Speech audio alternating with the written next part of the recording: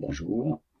Alors dans cette présentation, on va voir comment gérer des données en quelque sorte en Python, en perfectionnant un peu un script qu'on a déjà commencé précédemment qui s'appelle Pylog.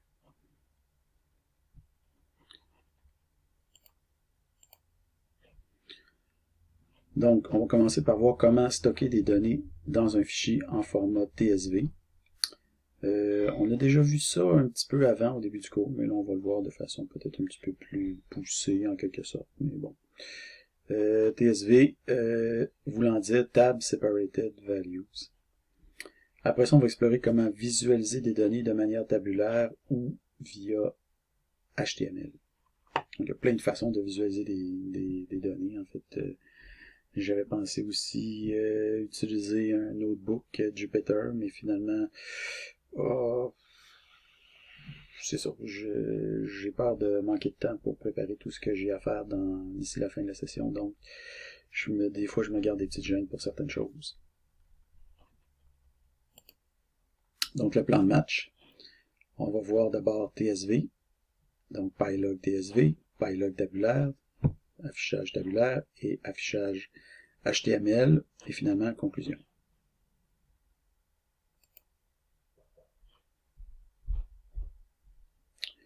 Donc, en fait, je me demande si j'aurais pas dû comme cliquer là-dessus même. Ça serait mieux.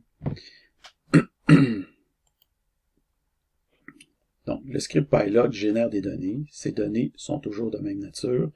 Dateur, logtype, message et utilisateur. Donc, on a ici dateur, logtype, message et utilisateur. Donc, on a toujours ce regroupement de 4 données-là qui sont générées à chaque fois qu'on fait un log. Donc, on est fait face à une simple liste d'enregistrement et la structure des données n'est pas profonde, c'est une structure qui est à un seul niveau. Donc, pourquoi je parle de ça? C'est parce que voici les différentes manières dont on pourrait s'y prendre pour stocker ces données-là. On pourrait bien entendu stocker ces données-là dans une BD relationnelle qui posséderait une seule table avec 4 enregistrements. D'après moi, c'est une solution un peu overkill présentement, mais on pourrait le faire. Donc, mais c'est ça, ça m'apparaît un peu overkill.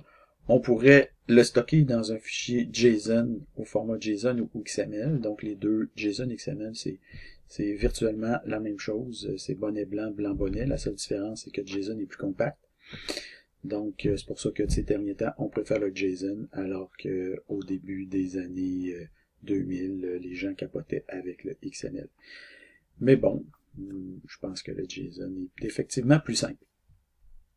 Mais ça, c'est mieux adapté aux données qui sont structurellement profondes. Donc, si vous avez une liste, qui après ça, dans la liste, on peut avoir des objets, puis là, dans l'objet, on peut avoir d'autres listes, puis dans la liste, on peut avoir d'autres objets, puis etc., etc., etc. Donc, des données hiérarchiques.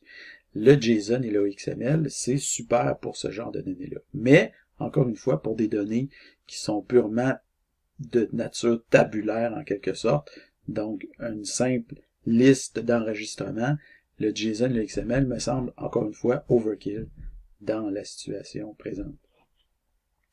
Ce qui nous amène à une possibilité qui serait de stocker les données dans un fichier de stockage, disons, de format tabulaire. Donc, ce format-là est préférable parce qu'il est parfaitement adapté à la structure actuelle des données, puis il permet aussi, une autre chose qui est intéressante, c'est qu'il permet d'ajouter les données à la fin du fichier, sans avoir à réécrire le fichier au complet. Okay, donc, si vous êtes, par exemple, dans un fichier JSON, ben, il y a des accolades à la fin, des choses comme ça. Donc, si vous rajoutez une donnée, vous ne pouvez pas dire « je rajoute la donnée à la fin du fichier ». Vous êtes obligé de scraper la fin de votre fichier, de créer quelque chose, puis de rajouter quelque chose. Donc, vous êtes obligé de modifier le fichier dans son ensemble. Tandis que dans des données de fichiers de stockage, disons, de forme de type tabulaire, on a juste à rajouter une entrée à la fin, ce qui rend l'opération beaucoup plus simple et beaucoup plus rapide. Donc, dans ce genre-là, il y a deux formats possibles auxquels on pourrait penser. On pourrait penser à un format de type Excel ou autre type tableur. Donc, ça, en général, on peut dire dans ce cas-là que c'est overkill, puis d'autre part, c'est non portable. Quand on dit non portable, c'est de manière relativement non portable. En fait, il existe des modules Python qui permettent de lire et modifier des fichiers Excel. Mais bon, je veux dire, si on faisait du Python pendant 3 ans, on aurait le temps de voir toutes ces choses-là. Mais dites-vous que ça existe. Mais pour le moment, on va tout simplement se concentrer sur un format qui est très utilisé, qui s'appelle le format CSV, et son petit rejeton qui s'appelle le TSV, donc c'est à peu près la même chose. Donc ça, c'est l'idéal, et aussi c'est portable. Enfin, on aurait la possibilité aussi de stocker carrément les données dans un fichier binaire. On pourrait faire ça, autrement dit une forme de sérialisation, si vous préférez, en stockant les données brutes. Donc ça, c'est moins portable. Puis par ailleurs, c'est non lisible, donc c'est pas possible de lire ça. Quand on dit moins portable, c'est d'une application à l'autre. Okay? Dans notre script lui-même, il serait capable de se relire, mais ce serait pas portable d'une application à l'autre. Et aussi, c'est pas lisible pour des humains, donc c'est beaucoup moins intéressant.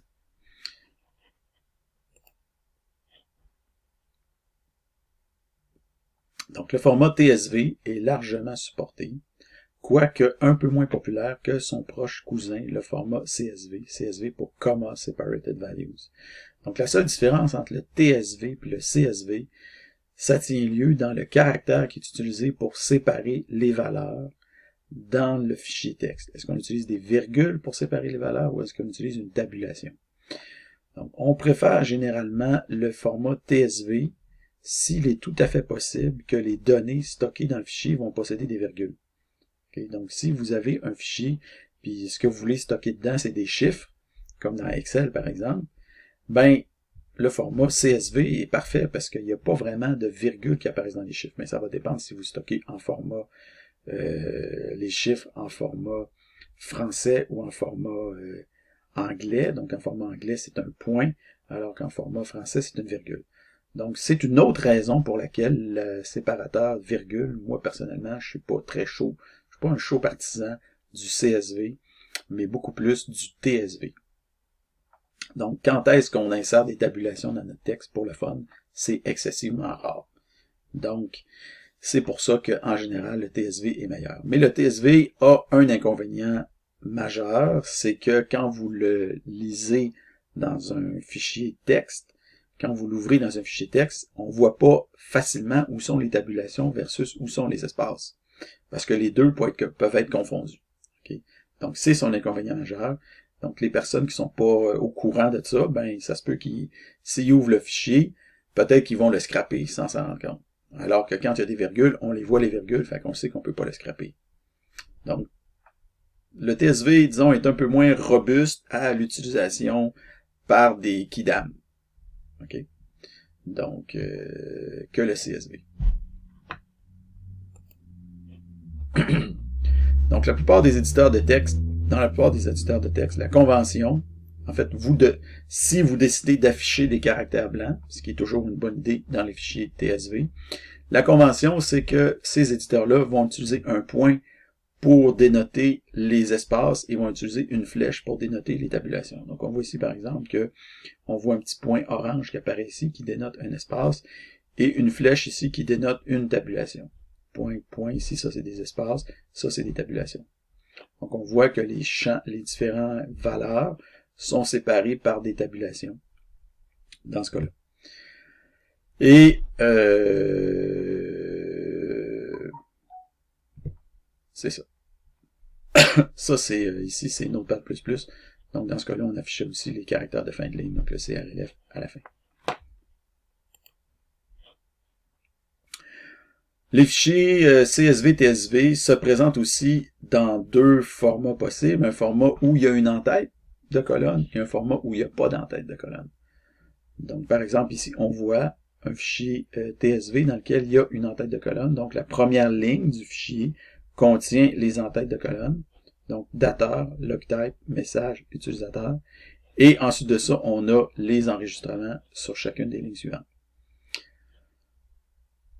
Donc, l'entête est intéressante si on veut pouvoir lire les données dans d'autres logiciels puis connaître le nom de ces colonnes-là. Okay? Puis en fait, c'est précisément nous ce qu'on veut faire ici. Donc, c'est facile, pardon, de générer ou de lire, pardon, c'est facile de générer ou de lire des fichiers TSV, surtout si on suppose que les données ne contiennent pas de tabulation. Donc, parfois, on permet aussi d'insérer des données qui contiennent des tabulations dans un fichier TSV. Mais ce qu'il faut faire alors, c'est qu'il faut absolument échapper ces tabulations-là. Donc, en utilisant, par exemple, un caractère d'échappement ou quelque chose comme ça. Mais en général, c'est pas nécessaire parce que c'est rare qu'on ait besoin d'insérer des tabulations dans un fichier TSV. Donc, des données qui contiennent des tabulations dans un fichier TSV.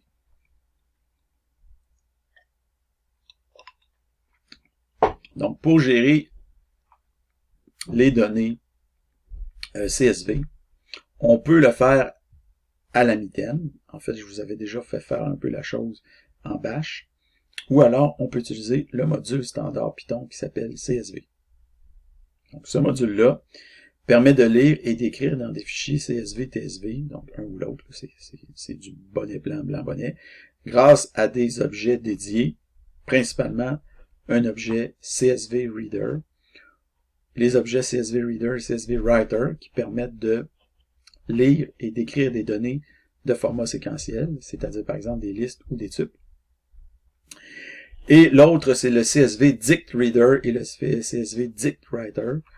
Donc, dans ce cas-là, vous vous en doutez, pardon, c'est pour lire et écrire des données qui sont sous format associatif, comme par exemple le dictionnaire.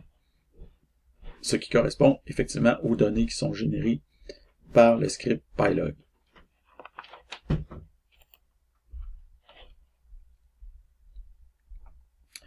Donc, voici un exemple qui est tiré de la documentation en ligne. Donc, vous pourrez aller voir cette documentation en ligne.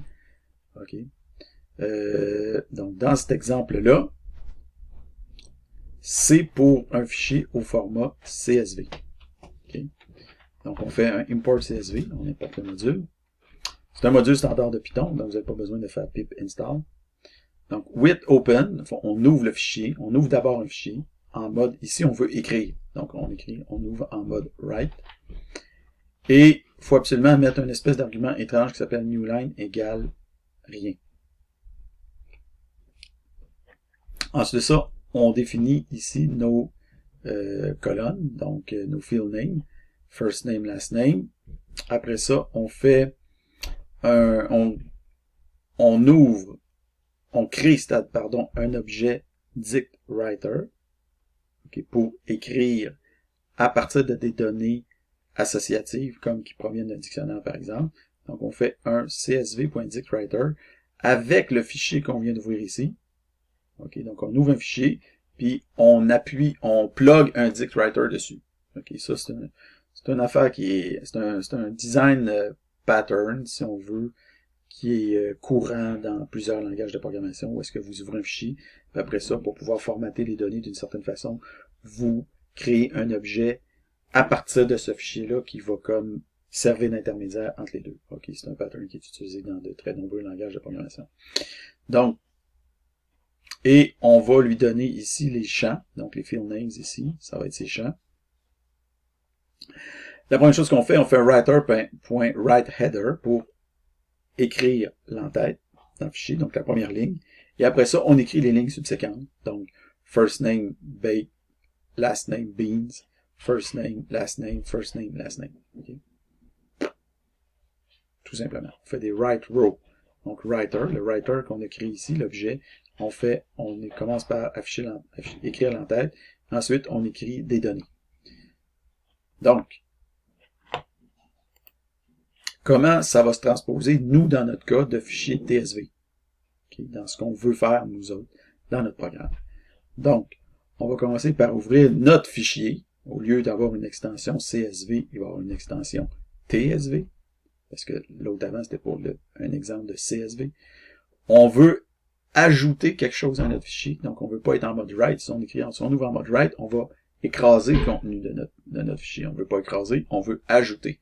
À chaque fois qu'on fait un log, on ajoute une ligne dans notre fichier de log. Donc, on veut être en mode append et non pas en mode write. Après ça, quand on va créer notre writer, par défaut, le délimiteur ou le délimiteur qui est utilisé, c'est la virgule. Mais nous, on veut pas la virgule, on veut que notre délimiteur, ça soit la tabulation. Donc, on va rajouter un argument ici pour dire que notre délimiteur, c'est la tabulation. Ensuite ça, on va écrire le header, l'entête, mais seulement la première fois qu'on va ouvrir un fichier. Évidemment, quand on va rajouter des données à la suite de ça, on n'écrira pas le header. Donc, on ajoute le header seulement la première fois. Donc, ça prend le conditionnel. Après ça, on va effectivement ajouter une rangée, right row, mais ça va être juste une rangée à la fois. On n'a pas besoin d'ajouter 3 rangées, on n'ajoute rien qu'une, puis c'est les données qu'on a besoin d'ajouter. Ici, lui, dans son exemple, dans l'exemple qu'il donne ici, il crée une donnée. Mais vous, la donnée, vous allez déjà la recevoir. Hein? La donnée, vous allez la recevoir à partir disons, de ce que vous avez déjà créé dans Pylog. Okay? Donc, vous avez déjà votre dictionnaire. Ça, vous avez juste à faire write row, dict. That's it. OK? Donc, puis vos field names, ben, ça va être vos field names qui proviennent de votre dictionnaire. Donc, ça peut être dict.keys. Donc, le script Pylog doit journaliser ses logs au format TSV dans un fichier nommé pylog.tsv. Donc, par exemple, ici, on vérifie que le fichier pylog.tsv n'existe pas au départ. Donc, cat pylog.tsv, no such file directory, il n'existe pas. Après ça, on fait pylog.py, bonjour le monde. Ça nous crée un enregistrement qu'on a ici, qui s'affiche. Donc, ça, c'est Pylog fonctionne comme il fonctionnait précédemment. C'est des choses qu'on rajoute de plus. C'est qu'en plus de s'afficher, comme on voit ici, il va être inclus dans le log file. Après ça, on fait un pylog.python, je suis Fred Guérin. Point. Et on voit ici, encore une fois, il y a un enregistrement qui est créé, qui est ajouté dans le log file. Mais c'est pas écrit que c'est ajouté dans le log file. C'est ici qu'on va s'apercevoir que ça est ajouté dans le log file. Si on fait un cat pylog.tsv, on voit qu'il y a un log file qui contient une ligne d'entête avec 2 enregistrements qui correspondent exactement aux enregistrements qu'on a créés ici. OK? Donc, vous allez faire votre saisie pour me démontrer le bon fonctionnement de votre commande en utilisant successivement ce genre de commande-là ici. Puis, avec, évidemment, votre nom ici au lieu du mien.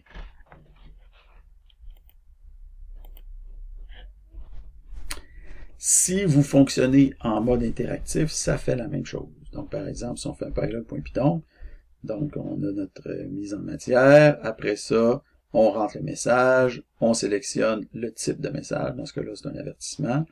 Après ça, on rentre l'utilisateur. Cette fois-là, c'est Fred G. Vous allez rentrer votre prénom, suivi de l'initiale de votre nom de famille.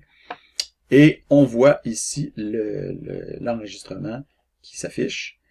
Et l'enregistrement va aussi être ajouté au log. De sorte que si on fait un cat pylog.tsv, on voit que l'enregistrement ici a été ajouté à la fin. Donc, type avertissement, attention Yoda, et l'utilisateur c'est Fred G. Là, c'est sûr qu'ici, on ne voit pas très bien. On va voir plus loin comment on peut mieux afficher ces choses-là. Donc, vous faites votre saisie. Si vous ouvrez le fichier TSV, pylog.tsv dans PyCharm, vous allez voir que PyCharm va l'afficher de manière particulière. Pour que ce soit le cas, PyCharm va vous inviter à installer un plugin pour visualiser les fichiers TSV, vous acceptez. Donc, une fois que vous avez accepté, vous allez voir que votre fichier TSV, comme ça, va s'afficher. Vous allez voir clairement les tabulations dans le fichier. Vous faites la saisie de vos données dans PyCharm. Ensuite de ça, vous pouvez aussi visualiser en mode tabulaire en utilisant ici, vous avez texte, puis vous avez Table Editor. Donc, vous pouvez éditer vos données sous format tabulaire directement. Donc, vous avez juste ici, par exemple, vous pouvez dire, vous avez juste à élargir vos colonnes pour que ça soit bien visible. Après ça, vous pouvez sélectionner que il possède une en-tête à la première ligne. Puis vous pouvez aussi sélectionner le nombre de lignes que vous voulez voir affichées pour chaque colonne. Donc, moi, par exemple, si j'ai sélectionné 2 lignes, puis là, on voit les données ici qui correspondent exactement aux données qu'on avait dans la diapo, en fait, précédente. Et vous m'affichez aussi votre représentation tabulaire dans PyCharm. Finalement, on peut ouvrir le fichier TSV directement dans Excel. Donc, normalement, Excel va pouvoir afficher le contenu d'un fichier TSV. Malheureusement, il y a encore de la misère avec le contenu UTF-8. Donc, évidemment, on peut se poser la question comment en 2020 un logiciel peut encore avoir de la misère à afficher du UTF-8. Il faudrait demander à Microsoft pourquoi. Mais, si vous décidez de convertir votre UTF-8 vers de l'UTF-16 avec un BOM en avant, donc ça devrait fonctionner dans Excel. Mais moi, je considère que l'UTF-16, c'est plus ou moins portable. Je suis pas trop un fan de ce format-là. Donc, c'est ça. Je trouvais que ça valait pas la peine de plonger là-dedans juste pour que Excel affiche les données correctement. Mais dites-vous que c'est possible. Donc, si jamais vous voulez absolument que les données soient visibles correctement dans Excel avec des accents, vous pouvez faire une conversion de l'UTF-8 vers l'UTF-16 et ça va s'afficher correctement dans Excel. Donc, je l'ai juste pas fait. Je trouvais que c'est ça, c'était pas perte. Je voulais pas le mettre comme exercice, mais je pourrais le mettre. Peut-être la prochaine fois.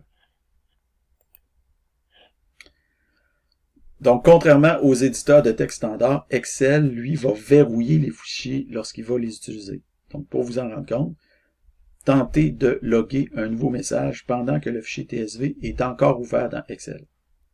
Donc, par exemple, ici, on voit PyLog, bonjour Fred Guérin. On voit ici l'enregistrement et on voit un message d'erreur qui s'affiche.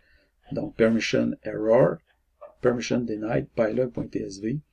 Donc, on a une erreur parce que le fichier est verrouillé par Excel, donc c'est impossible d'écrire dedans pendant qu'il est verrouillé par Excel. Okay? Donc, normalement, vous devriez avoir ça. Et non seulement vous devriez l'avoir, mais vous allez me faire une saisie pour me montrer qu'effectivement, vous avez ce problème-là. Donc, on veut un message d'erreur, le type d'erreur qui apparaît en rouge, et le message d'erreur qui apparaît en jaune, précédé de vos initiales. Vous versionnez.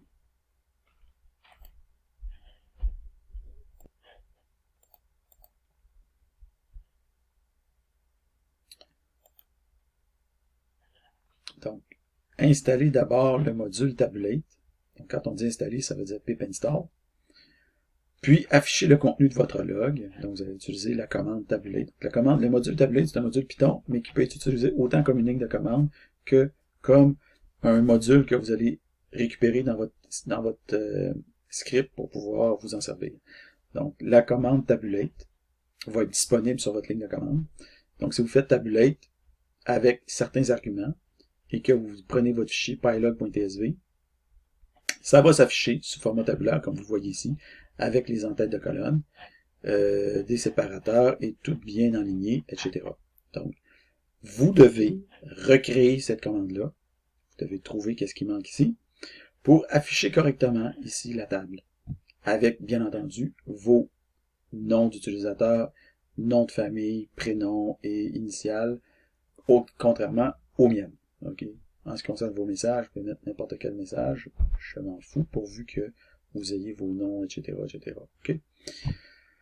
Donc, normalement, c'est le même que vous aviez, le même pylog que .tsv que vous aviez avant, donc c'est ça. Donc, vous allez maintenant ajouter une option L à la commande pylog. On voit ici pylog.h, on voit que l'option L a été ajoutée ici, et on voit l'option L qui a été ajoutée ici. Donc, ça permet d'afficher les logs quand on utilise l'option L. Donc, vous allez afficher votre aide. Si on utilise l'option L, ça va tout simplement afficher les logs exactement comme on a vu avec la commande tabulate. Donc, on voit ici data, c'est exactement la même chose. Donc, pylog.log, py-l, ça affiche les logs. Donc, vous allez faire votre saisie. Maintenant, il faut savoir que l'option L est incompatible avec des messages, donc on ne peut pas utiliser l'option L et demander de créer un log en même temps.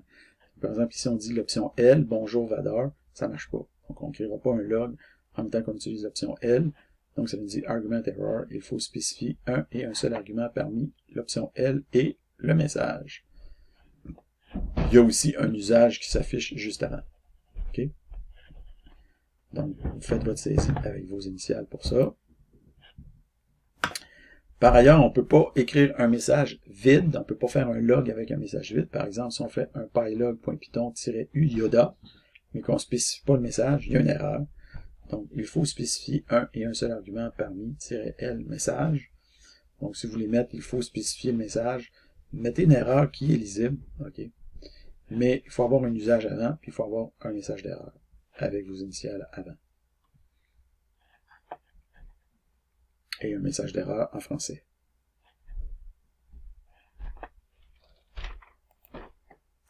Vous versionnez.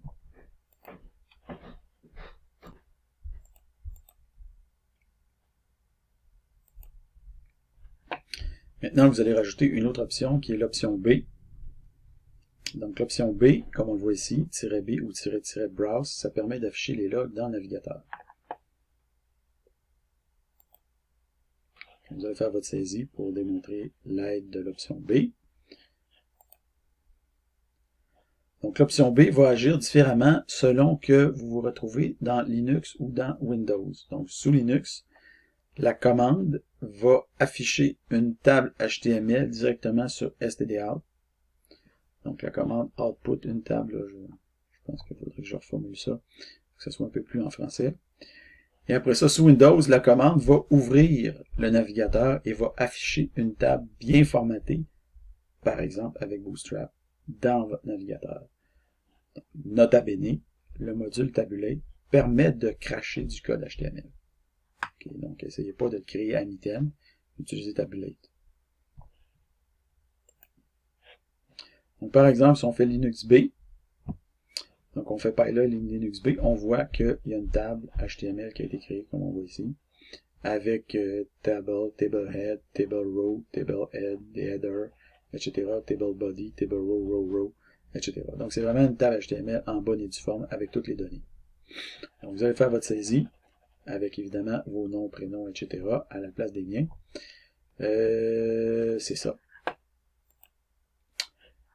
Ensuite de ça, sous Linux et Unix en général, il existe quelques navigateurs, alias browser, qui fonctionnent en ligne de commande. Donc l'un des plus vénérables d'entre eux s'appelle Lynx, qui est en développement actif depuis 1992 selon Wikipédia. Donc, on peut toujours cliquer là-dessus. Donc, 1992, si vous réfléchissez que l'Internet est né à peu près en 1991, ben l'Internet, pas l'Internet, mais le World Wide Web, donc le HTTP, si vous dites que c'est né en 1990-1991, ça vous dit que le Lynx, ça fait longtemps qu'il existe. Là. Okay? Quasiment depuis le début. Donc, vous allez installer Lynx dans Linux. Avec quoi? Avec apt, install, bon, blablabla. Puis, vous allez tester, ou sudo avant, vous allez tester que l'installation fonctionne. Donc, par exemple, Lynx, version, là, ça va vous donner une version. Okay? Donc, si vous avez fait ça, ça veut dire que Lynx est correctement installé. Après ça, vous allez afficher la table dans Lynx. Donc, pour afficher le log dans Lynx, il suffit de piper, comme on le fait si joyeusement dans la ligne de commande bash. Donc, on va faire notre pylog-b qui va générer du code HTML, puis on va envoyer ce code HTML-là vers le navigateur Lynx, auquel on rajoute l'argument stdin pour lui dire d'aller récupérer le code sur stdin. Et là, vous allez voir que votre navigateur Lynx va vous afficher les données sous forme tabulaire. Donc, c'est pas parfait, mais pour un navigateur, disons, ligne de commande, c'est quand même pas si pire. Donc, vous avez ici la colonne dateur, la colonne logtype, la colonne message, la colonne utilisateur. Donc, vous allez vous-même faire les saisies de votre propre log dans Lynx, évidemment avec vos noms et tout et tout.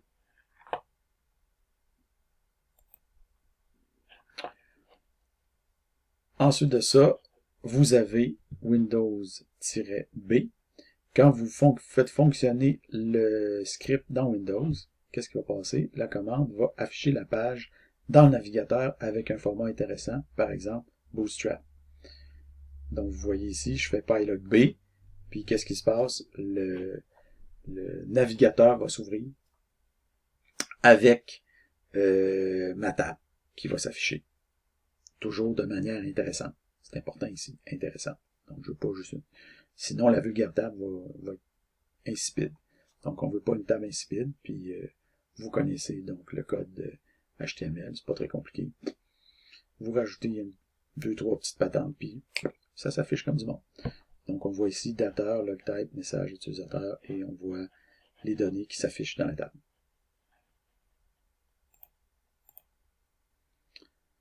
Donc vous faites une saisie de vos données telles qu'elles s'affichent dans votre navigateur. Vous allez versionner.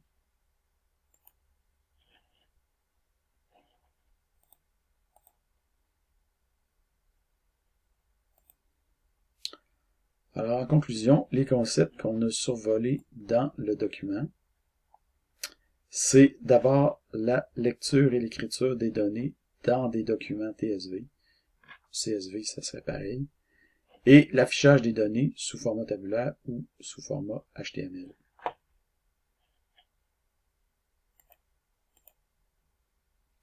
Donc, différentes validations que vous pouvez regarder pour être sûr que vous avez bien répondu à chacune des diapos demandées.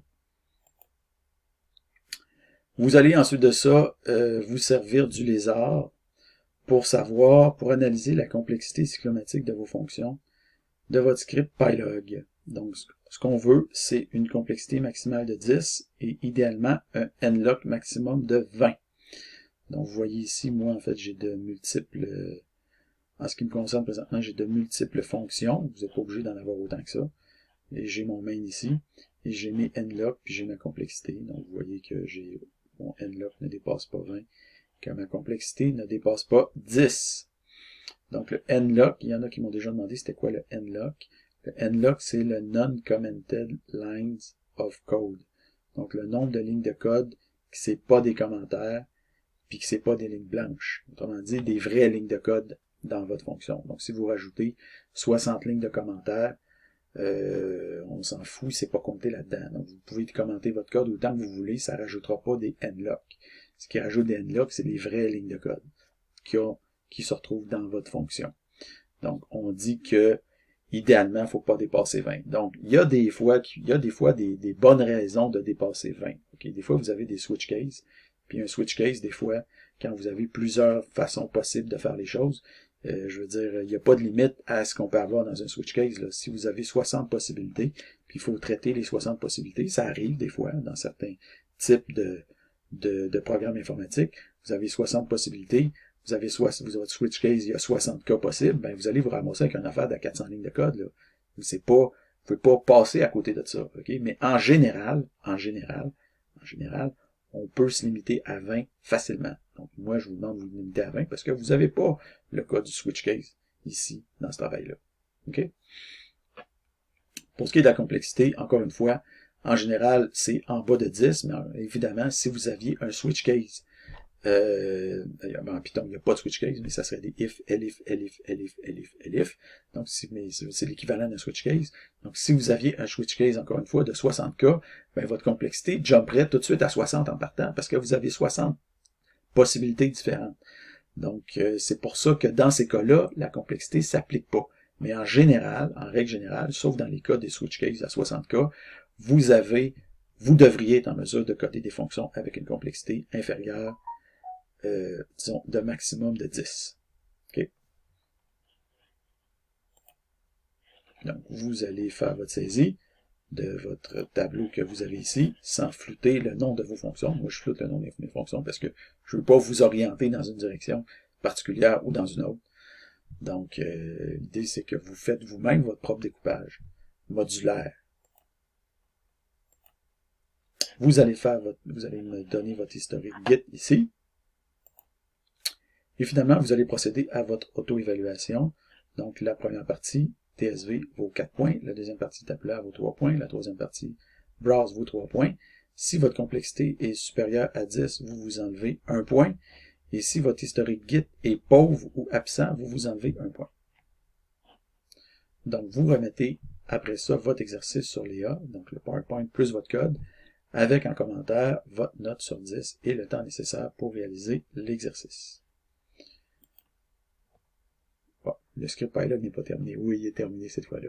Là, je vais changer ça, j'avais oublié d'enlever. Donc, à la prochaine!